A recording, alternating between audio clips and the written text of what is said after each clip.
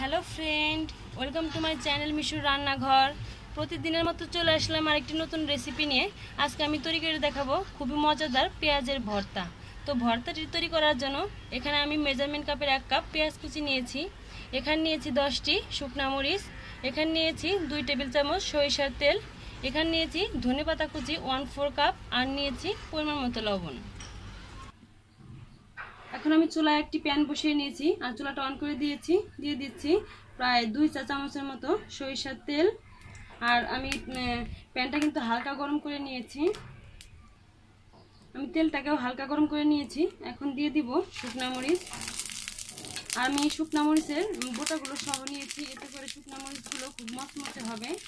আর এখানে একটা কথা বলে রাখি, শুকনা মরিচ ভাজার সময় কিন্তু চুলার আঁচটা একেবারেই লোতে করে একটু সময় নিয়ে শুকনা মরিচগুলো ভাজবেন।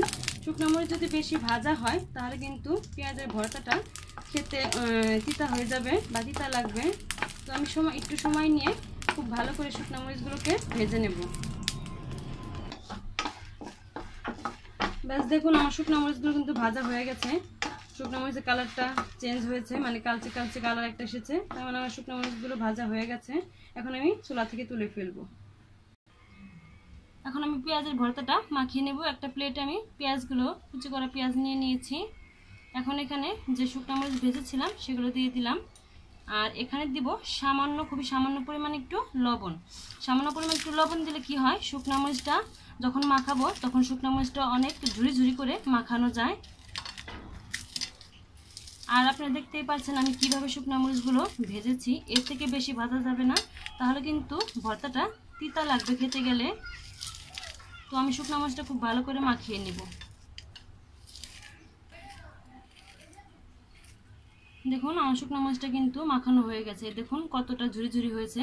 তো সামান্য পরিমাণে একটু লবণ দিলে শুকনা মরিচটা খুব ভালো করে মাখানো যায়। তো এখন আমি এখানে দিয়ে দিব ধনেপাতা কুচি। আমি এখানে ধনেপাতা কুচি দিয়েই, আমি যখন বাসায় করি তখন ধনেপাতা কুচি দিয়ে করি। আপনারা যদি কেউ চান সেক্ষেত্রে কিন্তু লেবুর পাতাও এখানে দিতে পারেন, তবে বেশি না, 2টার বেশি এখানে দেওয়া যাবে না।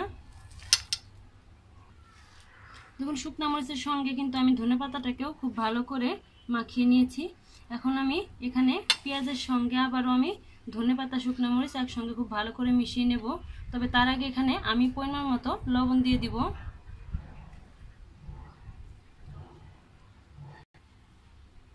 এখন আমি খুব ভালো করে মাখিয়ে নেব। আর এই মাখানোটা খুব ভালো করে হাত দিয়ে একটু চটকে চটকে মাখাতে হবে।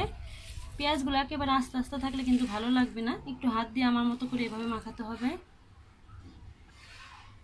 আমি খুব ভালো করে মাখিয়ে নিয়েছি। এখন আমি এখানে দিয়ে দিব সরিষার তেল। এখানে আমি প্রায় 1.5 টেবিল চামচ সরিষার তেল দিয়ে দিয়েছি। আর তেলটা কিন্তু পেঁয়াজ, শুকনা মরিচ, ধনেপাতা মাখানোর পরে কিন্তু দিতে হবে।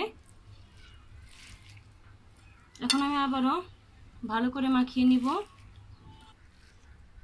দেখুন আমার কিন্তু ভর্তাটা মাখানো হয়ে গেছে, আমি খুব ভালো করে মাখিয়ে নিয়েছি। ব্যাস তৈরি হয়ে গেল দেখুন পেঁয়াজের ভর্তা। আশা করি আমার এই রেসিপিটি আপনাদের কাছে ভালো লাগবে।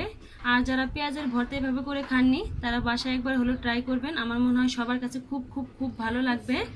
আর ভালো লাগলে আমার চ্যানেলটি সাবস্ক্রাইব করবেন এবং আমার পাশেই থাকবেন। ধন্যবাদ সবাইকে।